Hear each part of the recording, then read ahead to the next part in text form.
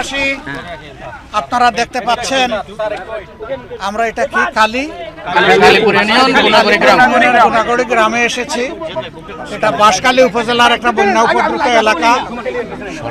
আমরা যে জায়গায় এসেছি এখানে হিন্দু সম্প্রদায়ের লোকেরাই বেশি বসবাস করেন, তবে সবাই মিলেমিশে এখানে আছেন। আমরা এখানে এসে যা জানতে পারলাম, বাঁশখালীর দক্ষিণাঞ্চল আরো বেশি ক্ষতিগ্রস্ত, পশ্চিমাঞ্চলও ক্ষতিগ্রস্ত। আমরা যেতে পারবো কিনা জানি না, আমরা যতদূর সম্ভব যাব। তারপরে এখান থেকে আবার আমরা একটা সাতকানিয়া যাব। আবার চট্টগ্রাম মহানগরে অনেক অংশ খুব খারাপভাবেই প্লাবিত, সেগুলো আমরা দেখব।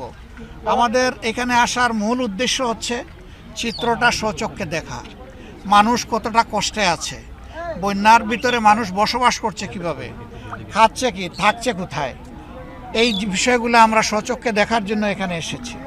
আমাদের সাথে এখানে এই আসনের আপনাদের নির্বাচিত এমপি জনাব জহুরুল ইসলাম সাহেব আছেন।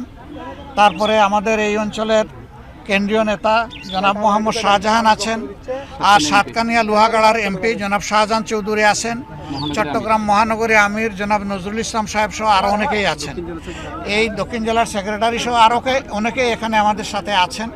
আমরা আজকে সারাদিন আপনাদের সাথেই কাটাবো। এখান থেকে কাটিয়ে আমরা ইনশাআল্লাহ রাত্রে ঢাকার দিকে ফিরে গিয়ে দল হিসাবে আমরা কি করতে পারি এলাকার মানুষের জন্য, এটা যেমন চেষ্টা করব, সরকারকে আমরা কি বলতে পারি এই এলাকার মানুষের দুঃখ দুর্দশা লাঘবের জন্য, সেই ব্যাপারেও আমরা ভূমিকা রাখব।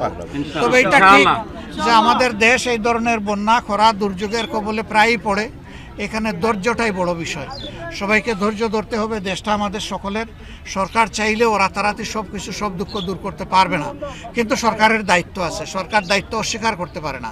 এই জন্য সরকারের সর্বোচ্চ অগ্রাধিকার দিয়ে এখন যাতে বন্যা কবলিত এলাকা, বিশেষ করে 4টা বিভাগ, চট্টগ্রাম, তারপরে সিলেট, ময়মনসিংহ এবং রংপুর, এই 4টা বিভাগ বেশি ক্ষতিগ্রস্ত।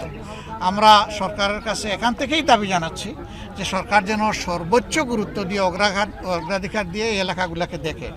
বাঁশখালী অবশ্যই তার থেকে বাদ যাবে না।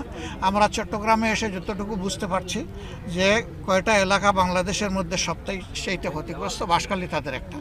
তো এই জন্যে আমরা কক্সবাজার তো ভাই চট্টগ্রাম বিভাগের ভিতরেই আছে, এই জন্য বলছি যে সারা বিভাগই তো এখন পানির মধ্যে। ওই শুধু কক্সবাজার কেন, ওইদিকে বান্দরবনও তো ক্ষতিগ্রস্ত দারুণভাবে, অনেকগুলোই ক্ষতিগ্রস্ত। পাহাড় দশে 33 জন মানুষ এ পর্যন্ত মারা গেছেন। আমরা তাদের প্রতি গভীর শোক এবং সমবেদনা জ্ঞাপন করছি, তাদের আত্মার মাগফিরাত কামনা করছি। আমরা এই পরিবারগুলোর পাশে দাঁড়াবো।